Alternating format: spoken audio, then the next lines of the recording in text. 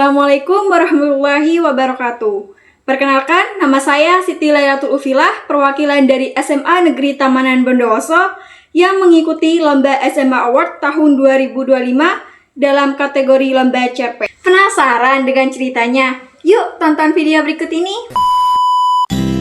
Langkah sang bintang di era digital mengisahkan tentang seorang gadis desa yang tak kenal pada dunia modern, harus bersekolah di sebuah kota besar yang membuatnya harus menggunakan alat digital.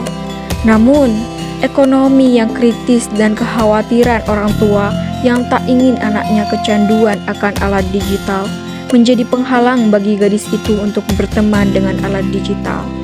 Bagaimana perjuangan gadis itu untuk bisa memiliki alat digital yang diinginkannya? Akankah ia menyerah atau dia ingin berusaha?